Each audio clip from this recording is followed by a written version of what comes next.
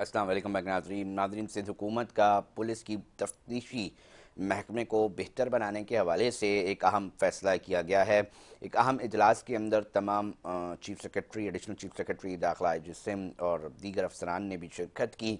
फ़ैसला क्यों किया जा रहा है, इससे क्या नताइज एक आम आदमी को मैसर आ सकेंगे, और साथ साथ तफ्तीश के जो महकमा है उसके अंदर क्यों ये बात अक्सर व बेशतर की जाती है कि जनाब इस तफ्तीश के महकमे को बेहतर अंदाज में ना चलाने के सबब जो साइलीन हैं, जो मुतासरीन हैं, जो एक बड़े तादाद में अवाम है जिनका वास्ता थानों से पड़ता है, वो रुस्वा दिखाई देती है, वो परेशानी का सामना करती दिखाई देती है। और उसके बाद जब केसेस अदालतों में चलते हैं तो बहुत सारी बातें उसके बाद भी सामने आती हैं। इस हवाले से, इस इजलास के हवाले से तमाम तफसीलात आज हम आप नाज़रीन तक पहुँचाने की कोशिश करेंगे। क्राइम रिपोर्टर ताहिर अब्बासी ने हमें टेलीफोन लाइन पे ज्वाइन किया है। ताहिर, बताइएगा इस इजलास के अंदर क्या फ़ैसला लिया गया है, कौन कौन लोग शरीक थे?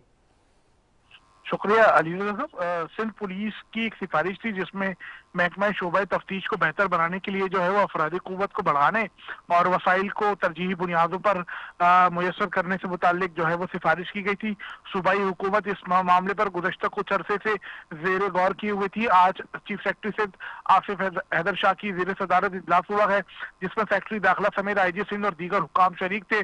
बाज़ाब्ता तौर पर सूबाई हुकूमत ने इस बात का फैसला किया है कि सिंध पुलिस को मजीद 2000 असिस्टेंट सब इंस्पेक्टर भर्ती करने की मंजूरी दे दी गई है। ये फैसला सूबाई हुकूमत की जानिब से किया गया है कि अलग से 2000 ASI भर्ती किए जाएंगे जो खास सिर्फ शोबा तफ्तीश के लिए अपनी खदमात सिंध पुलिस को फराहम करेंगे। इस इजलास में IG सिंध, सेक्रेटरी दाखिला और दीगर हुकाम शरीक थे। इसमें ये बात सामने आई है कि पुलिस की तहकीकाती सलाहियतों को बेहतर बनाने और इकदाम को मौसर इकदाम करने के लिए जो है वो ये इकदाम किए जा रहे हैं। शोबा इन्वेस्टिगेशन जो है सिंध पुलिस का ये गुज़श्ता अरसा दराज से इंतहाई बोसीदा सिस्टम और निजाम के तहत चलाया जा रहा था। गुज़श्ता कुछ अरसे से इसमें जदीद टेक्निकल बुनियादों पर कार्रवाइयां करते हुए पुलिस ने बड़ी कामयाबियां हासिल की थी, जिसके बाद IG सिंध गुलाम नबी मेमन की जानिब से सूबाई हुकूमत को ये सिफारिश की गई थी कि शोबाई तफ्तीश को बेहतर बनाने के लिए अफराधी कुव्वत और जदीद वसाइल मुयसर किए जाए। सीधे आज बाज़ाब्ता तौर पर मजमूई तौर पर जो है वो मंजूर किया गया है।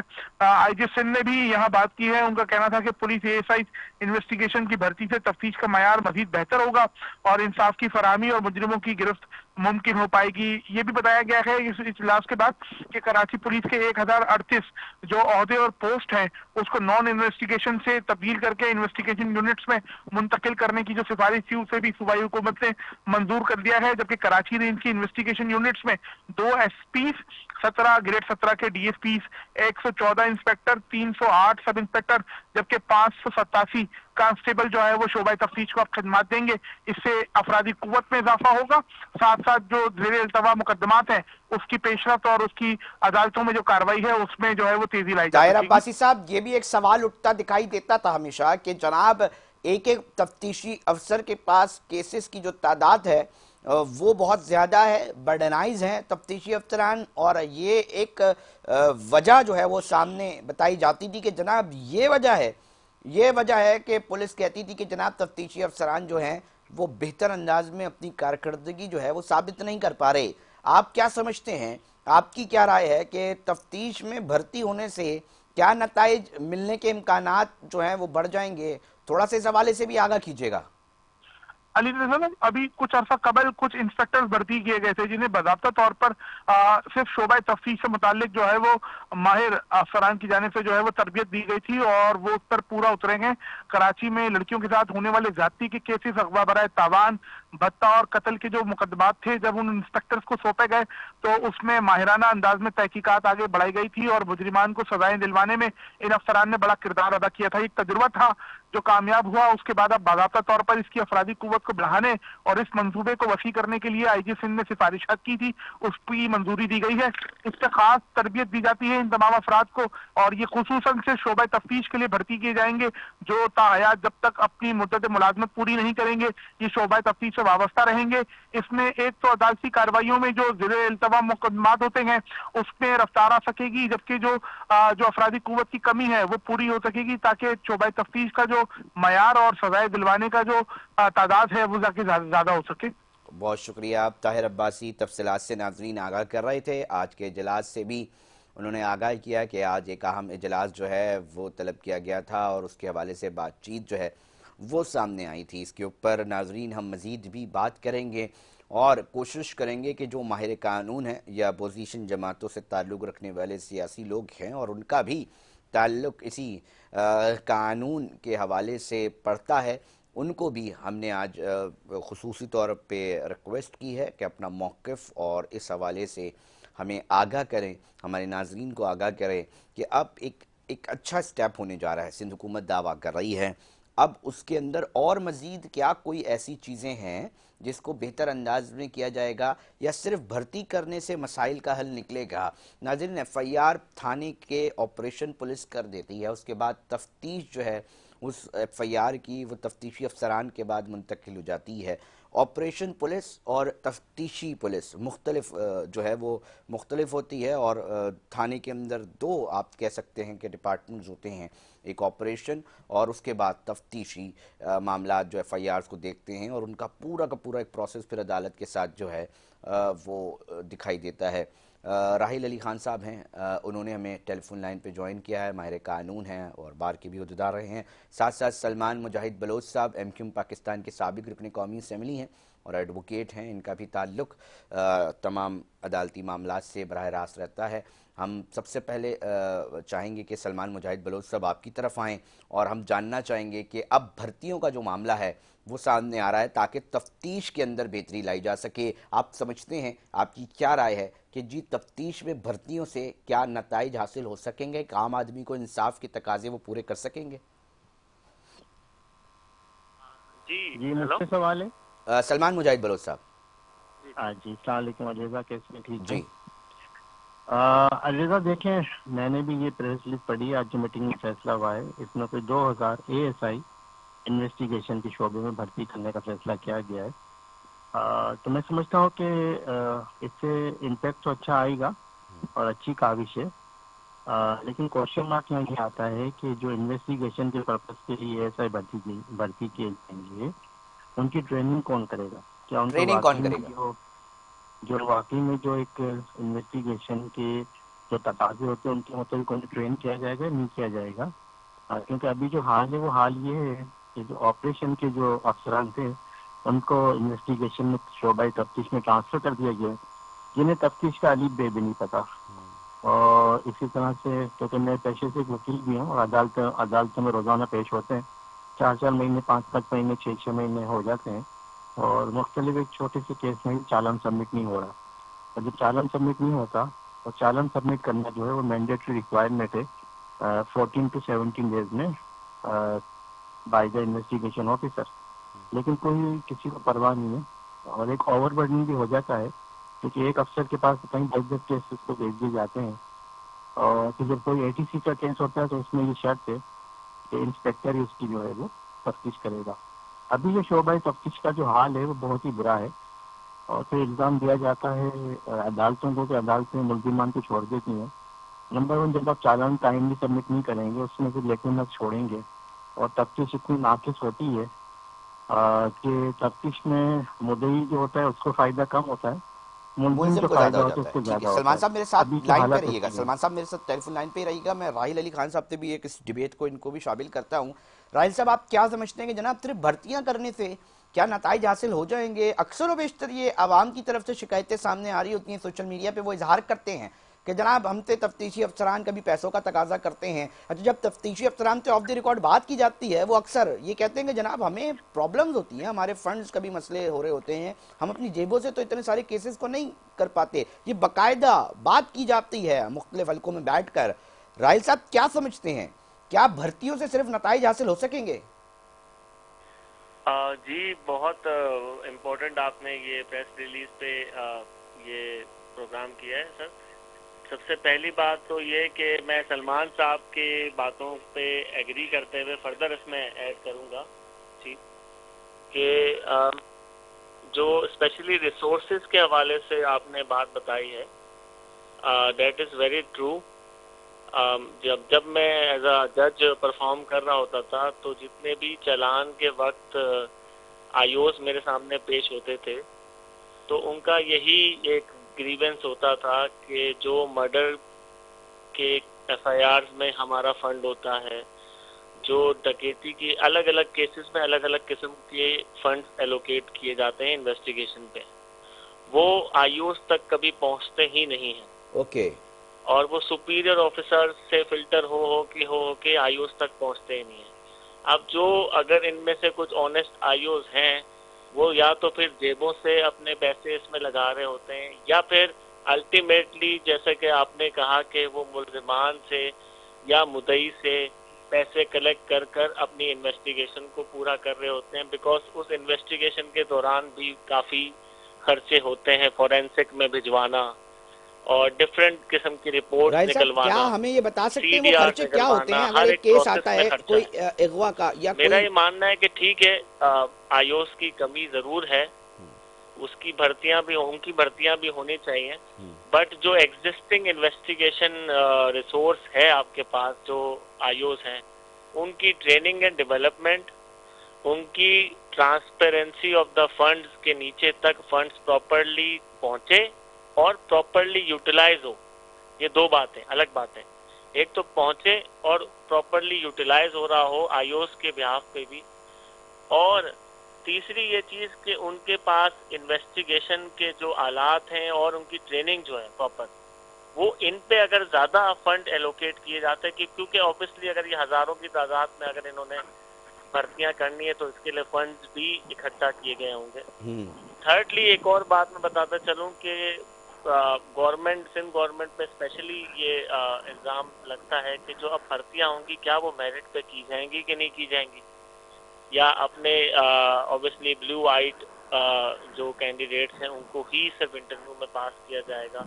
तो उसकी ट्रांसपेरेंसी को भी मेक श्योर किया जाए, क्योंकि अल्टीमेटली अगर उनकी हायरिंग या उनकी जो सिलेक्शन है वो ही अगर सही नहीं होती तो सब्सिक्वेंटली फिर उन पे जो इन्वेस्टिगेशन उनको अलॉट की जाएंगी उसका भी फिर ऑब्वियसली अल्लाह ही हाफिज है।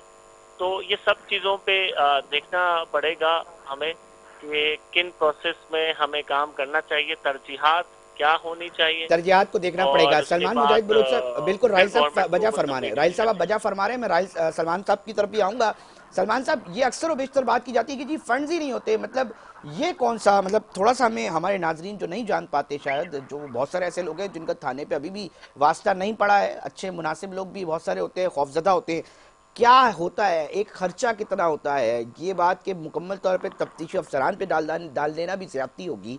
तफ्तीशी अफसरान के ऊपर भी बड़े चैलेंजेस का सामना करना पड़ रहा होता है, तफ्तीशी अफसरान भी परेशान हो रहे होते हैं, भाई हम अपनी जेब से थोड़ी पैसा करें, 10 फोटो स्टेट्स हैं, 10 जगह जाना है, पेट्रोल डलवाना है, मुलजिम को पकड़ना है, और कहीं कहीं तो ये भी बात होती है कि जब आप मुलजिम दिख जाए तो बता देना, हम गिरफ्तार कर लेंगे, मतलब मुदई ही मुलजिम को पकड़ा रहा होता है। आधे केसेस के अंदर तो मुदई जो है वो केस के अंदर अपने आप को एफर्ट्स देकर वो बता रहा होता है, भाईजान ये कर लो, ये कर लो, ये कर लो। सलमान मुजाहिद बलूच साहब। अली रज़ा, बिल्कुल आप ठीक कह रहे हैं, जो आपका सेकंड पार्ट है उससे तो मैं एग्री करता हूँ, लेकिन जो फर्स्ट पार्ट है जो फंड का, इतना मैं उनकी मजलूमियत पे नहीं जाता, इतने मजलूम वो नहीं है हमारे तफ्तीशी अफसरान। अच्छा। हर थाने में अलग से फंड मौजूद होता है और उनको फंड दिया जाता है, और सही बात है उस तरह से नहीं आता जैसे मेरे भाई ने कहा कि सुपीरियर ऑफिसर तक ही रहता है, लेकिन ऐसा नहीं है, केस टू केस उन्हें मिलते हैं पैसे। लेकिन बात वही है ना कि अगर आप कहते हैं जी सिंध के पुलिस की तनख्वाह पंजाब पुलिस के बराबर कर दो, आपने तनख्वाह तो बराबर कर दी, वसाइल तो दे दिए, लेकिन फिर एक आदत जो पड़ जाती है ना पैसे लेने की जबरदस्ती की। अब हम दूसरों का क्या रोए, हमारे अपने साथ ही होता है। हमने कोई एक आधी FIR करवाई थी फ्रॉड की, उसमें हमारी मुल्जिमान से पैसे भी ले लिए गए, उनको बेल बिफोर कराने का क्या कहते हैं मौका भी दे दिया गया, उनको जो है उनके केस को पी क्लास भी कर दिया गया, पैसे ले लिए अच्छे खासे। तो ये तो एक हमारा वतीरा बन चुका है, फिनोमिना बन चुका है। अगर सही मानों में हम केसेस की तफ्तीश करना शुरू कर दें और कानून को इम्प्लीमेंट करना शुरू कर दें ना, तो मेरे ख्याल में 90% मुल्जिमान को सजा हो जाएगी। लेकिन बात वही है कि जब तक आप कानून की अमलदारी को यकीनी नहीं बनाएंगे, और ये तो देखें आपने बिल्कुल सही कहा कि मुल्जिम को भी मुद्दई को ही कहते हैं, मुल्जिम कहाँ है बता दें, हम गिरफ्तार कर लेते हैं। अक्सर इस तरह आता है जी, बता दिए हम उठा लेंगे जी, गिरफ्तार कर लेंगे जी। हाँ, वो भी फेवर होता है कि वो भी फेवर होता है कि आपको फेवर दिया जाएगा कि आप बता दें, उठा लेंगे। आप निशानदेही करें, आप गवाह, भैया आपका काम है, FIR हो गई, FIR अब इन्वेस्टिगेशन करना आपका काम है, आप गवाहों को बुलाएं, आप मुलजिम को पकड़ने के लिए रेड करें। ऐसे ये तो अब कुछ हो ही नहीं रहा ना। अब तो जो फायदा दिया जाता है, अभी ये आरमगान वाला केस हुआ है अली रजा, जी उसमें जो तफ्तीश में जो लेकुनाज छोड़े जा रहे हैं, बल्कि जो हमारे कायम मकाम प्रोसिक्यूटर जनरल है मेहदी साहब, उन्होंने भी लेटर लिखा है, उनकी तरफ से बात आई है ये कि जी उन्हें इस मामले में धमकियां दी जा रही हैं। यानी प्रोसिक्यूशन का डिपार्टमेंट अगर पुलिस को ये कह रहा है हमें आगाह करें डे टू डे तफ्तीश पे, तफ्तीश कहाँ तक पहुंची, कहाँ से क्या क्या शवाहिद जमा कर ली है। और अभी भी इन्होंने 2 दिन पहले भी बताया गया कि हम पुलिस की तफ्तीश से इस केस में मुतमईन है। तो ये तो हाल है। धमकियां मिलना भी बहुत हॉरिबल चीज है केसेस के अंदर। धमकियां मिलना मतलब अगर प्रोसिक्यूशन मतलब पीजी को ही अगर धमकियां मिल रही हैं तो एक बहुत हॉरिबल है।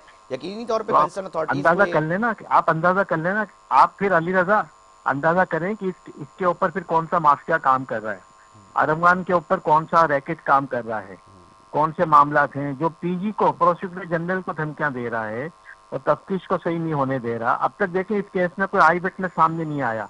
ये तो पुलिस का तफ्तीशी निजाम है। अब तक आप सही मानों में इसका फॉरेंसिक नहीं करा सके।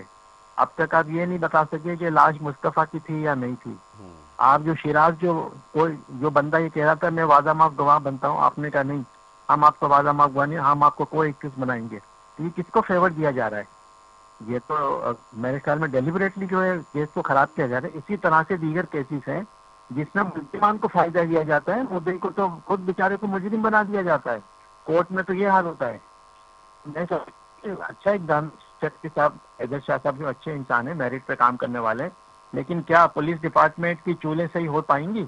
जो इंटरनल इसमें जो काली भेड़ें वो ठीक हो पाएंगी? बहुत बड़े सवाल उठा रहे हैं सलमान साहब, बिल्कुल ऐसा ही है।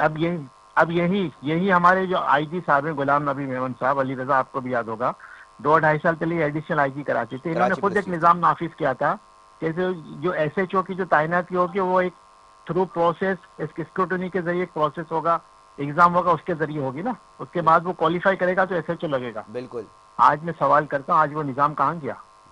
सारे सिफारिशी आपने लगाए हुए और ऐसे सिफारिशी लगाए हुए जिनको आईजी भी ट्रांसफर नहीं कर सकता। ये मैं सिर्फ शेयर कराची की बात कर रहा हूँ जरा, इतने एसएचओ पावरफुल लगे हुए यहाँ पे। सर ये तो आप ज्यादती नहीं कर रहे, आईजी साहब तो मोस्ट सीनियर पोस्ट है पुलिस की सूबे के अंदर, तो वो आप ये कैसे कह सकते हैं कि जनाब वो भी नहीं तब्दील कर सकते? ये तो ज्यादती नहीं कर रहे सलमान साहब? ये बात है क्या सिस्टम है ना? एसएचओ मतलब आईजी सर बहुत फर्क होता है सर, वो उनकी ताकत ज्यादा है। मंगोपीर का इख्तियारात, मंगोपीर का एसएचओ था, एक मंगोपीर का एसएचओ था, सिस्टम का हिस्सा था, नहीं कर सके उसको। लेकिन जब ऊपर से इस्लामाबाद से हुक्म आया उसके बाद डिप्टी कमिश्नर भी गए, वो भी गए। अली रजा मुझसे बेहतर आप जानते हैं। सर मैं तो सवाल रख रहा हूँ सर, मैं तो चाह रहा हूँ आपका मौका आ जाए। सलमान साहब मेरे साथ ही जुड़े रहिएगा, बहुत इंपॉर्टेंट बात की है। राहिल साहब मैं आपकी तरफ आता हूँ सर, बहुत इंपॉर्टेंट एक मामला है, एक आम आदमी का मसला अक्सर बेशतर ना इस प्रोग्राम में डिस्कस करने की कोशिश कर रहे होते हैं।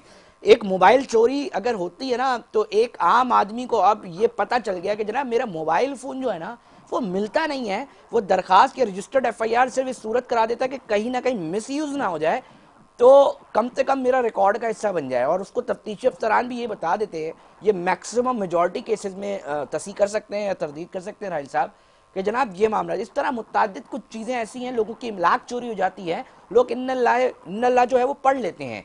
अब सर टेक्नोलॉजी का दौर है राहिल साहब, ये तमाम चीज़ें मौजूद हैं, एक आम आदमी को तमाम चीज़ें पता हैं, दुनिया भर में बहुत ज़्यादा तेज़ी से टेक्नोलॉजी का इस्तेमाल हो रहा होता है, तो क्यों हम वहाँ पर टेक्नोलॉजी की जो अपने अलाइनमेंट है तफ्तीशी अफसरान के साथ क्यों उस तरह तेज़ी से नहीं कर पाते? क्यों बड़े इदारों के पास ही कुछ फैसिलिटेशन हमने दी हुई हैं, क्यों नीचे पुलिस के पास जो है ट्रैकिंग सिस्टम और दीगर चीज़ें हम नहीं दे पा रहे? ये कहाँ लैकिंग हो रही है और इससे अगर हम दे देते हैं तो कितना फ़ायदा मिलेगा राहिल साहब? जी आई सेकंड आप दोनों की बातों को मैं सेकंड करते हुए आगे और फर्दर, क्योंकि देखें हम सभी कराची के स्पेशली जो हैं ऑल ओवर सिंध के जो इश्यूज हैं उनसे हम वाकिफ हैं, स्पेशली पुलिस एडमिनिस्ट्रेशन के। लेकिन मैं बेसिक से बात करता हूं, क्योंकि अभी ये तैनाती ये एक एडवर्टीजमेंट आई है फॉर हायरिंग, यहाँ से ही मसला शुरू हो जाता है। तो मैं इसी पे ही मैं दोबारा बात करूंगा कि जैसे सलमान साहब ने कहा कि जो अंदर काली भेड़ें हैं या फिर अंदर जो मसले मसाइल हैं जो ऑलरेडी सिस्टम में हैं पुलिस में, वो भी कभी ना कभी हायर हुए होंगे किसी ना किसी एडवर्टीजमेंट के थ्रू या फिर किसी कमीशन के थ्रू। जब तक उस हायरिंग का निज़ाम सही नहीं होगा तब तक अगर उसमें ट्रांसपेरेंसी आ जाए, जैसा कि कहा गया कि कराची में थोड़ा टेस्ट के बाद SHOs तैनात किए जाते थे, शायद उनसे थोड़ा बेहतर हो जाता था निज़ाम। तो मेरा यही मानना है कि हायरिंग के निज़ाम को बेहतर बनाया जाए, फर्स्टली। सेकेंडली, मेरा ये मानना है कि पुलिस को सिस्टम या फिर गवर्नमेंट के जो कुछ पावरफुल हजरात हैं या गवर्नमेंट के जो पुष्ट पनाही जो है, वो सिर्फ उनके रिवेंजेस, उनके मामलात को हल करने के लिए पूरा का पूरा तैनातियां होती हैं, उनकी क्लियरेंस करने के लिए, उनके बिजनेसेस को स्मूथली रन करने के लिए। हम ये समझते हैं कि ये साहब यहाँ ट्रांसफ़र हो गए, ये साहब यहाँ तैनात हो गए, ये साहब यहाँ प्रमोट हो गए। बेसिकली चंद वो हजरात हैं, चंद पावरफुल हाथ हैं जिनके बिजनेसेस को क्लियर करने के लिए, मामलात को क्लियर करने, जिनके पॉलिटिकल इंटरेस्ट को क्लियर करने के लिए SSPs और SHOs तैनात किए जाते हैं डिफरेंट पोजीशंस पे। तो ये बात से हम सब वाकिफ हैं। अब क्योंकि लेकिन हम बेसिक बातों से हम शुरू करते हैं, तो मेरे ख्याल से हायरिंग को ट्रांसपेरेंट करना चाहिए। उससे ये होगा कि एक कॉम्पिटेंट और टेस्ट देकर बंदा उसमें पोजीशंस में आएगा, तो कहीं ना कहीं वो नीचे से, क्योंकि एक ऐसा होगा तो अगर वो स्टैंड लेता है तो फिर मामलात आगे बेहतर हो सकते हैं। वरना तो अल्लाह ही हाफिज है।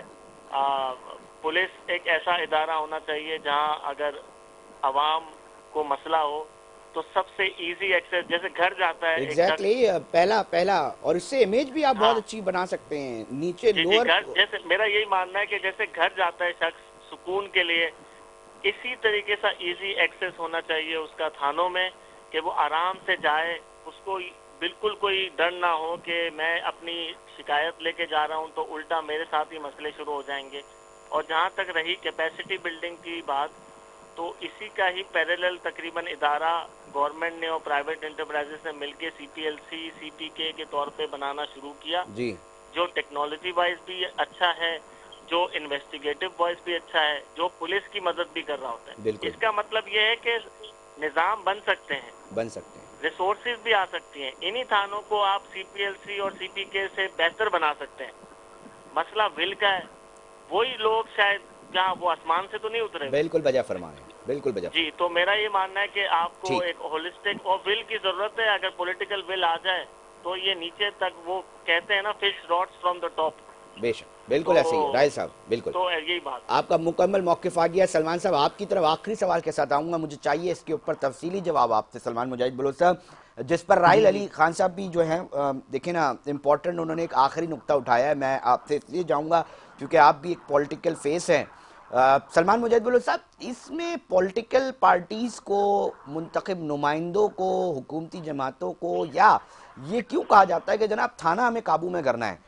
अब ये थाने को काबू करने से या SHO अपने मनपसंद लगाने से क्या नताइज हासिल हो जाते हैं, और इसके अंदर पॉलिटिकल मामलात को किस तरह फेवर मिलती है? सलमान मुजाहिद बलोच साहब, आप एक पॉलिटिकल फेस हैं, मैं चाहूँगा कि आप इसके ऊपर मौक़िफ़ दें कि जनाब किस तरह फ़ायदे हासिल होते हैं ये इससे। मतलब एक पुलिस का काम है ना जी, चोर को पकड़ना, क्राइम से मुंसलिक लोगों को पकड़ना, तो इसको तैनाती करने के ऊपर अपने मनपसंद अफसरान, इससे पॉलिटिकल गेन्स कैसे हासिल होते हैं सर?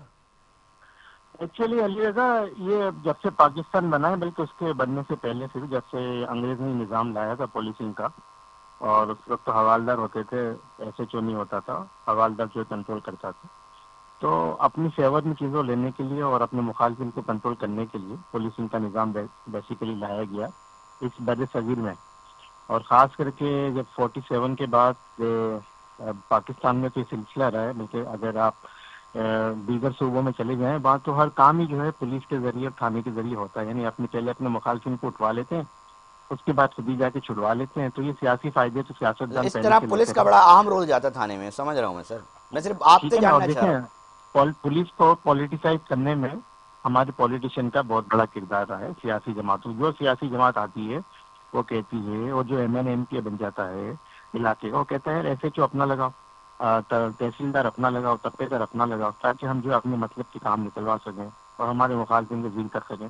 तो ये अब ये इतना पॉल्यूटेड हो गया ये मामला कि अब जो है वो अब ना चाहते हुए भी जो इलाकाई थाने होते हैं उसका फ़ायदा उठाते हैं, MNMK को खुश रखते हैं, उनके कहने पे कोई एक आधा बंदा छोड़ देते हैं, और उनकी प्रोटोकॉल मौत है। बाकी मतलब जो किसी भी सारे एमपीए या जुराइम उस हल्के के मुंतखब नुमाइंदे को अगर कमजोर करना है तो उसके हल्के के ट्रांसफर पोस्टिंग कम से कम पुलिस और ब्यूरोक्रेसी के अंदर चेंज कर दे तो वो एमपीए मैंने नकारा हो जाएगा, मतलब उसके वो मामलात नहीं अच्छा, रहेंगे फिर।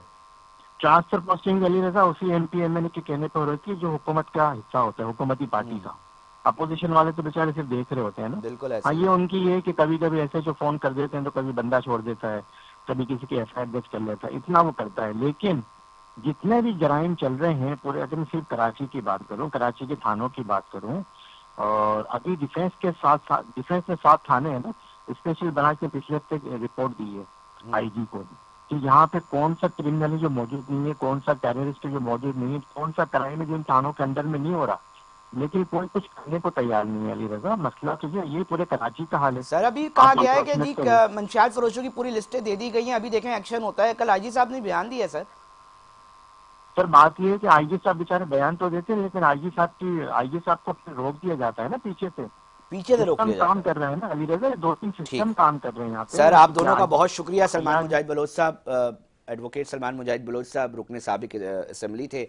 राहिल अली खान साहब आपका भी शुक्रिया, आपने बड़ा बेहतरीन मौक़िफ़ जो है वो पेश किया और बताया कि जनाब किस किस तरह के मसाइल हैं और किस तरह उनको हल किया जा सकता है। मौक़िफ़ आपने सुना, खबर हमने अपने रिपोर्टर से लेके आपको दी। इक़दाम अच्छा है, तमाम चीज़ें अच्छी हैं, मगर उसके साथ जो इशूज़ हैं उसको भी देखना पड़ेगा, तो नताइज एक आम आदमी को मैसर आ सकेंगे। जो हुकूमतें चाह भी रही हैं उनकी नीयतों पे शक नहीं है, मगर जो चीज़ें चल रही होती हैं उसके साथ साथ उसको डिस्कस करना इस प्रोग्राम का मकसद था। आपको आपके इस प्रोग्राम के ज़रिए, आपके मेज़बान के ज़रिए जो जो इन्फॉर्मेशन मिली है, दरख्वास्त सिर्फ ये करता हूँ कि हमें अपने सोशल मीडिया पेजेस पे ज़रूर लाजम जो है वो फीडबैक दिया करें। नाज़रीन, प्रोग्राम का वक्त इख्तिताम की तरफ पहुँच चुका है। अपने मेज़बान अली रज़ा को दीजिए इजाज़त, हम फिर हाजिर होंगे। जब तक अपना बहुत ख्याल रखिएगा। अल्लाह निगहबान।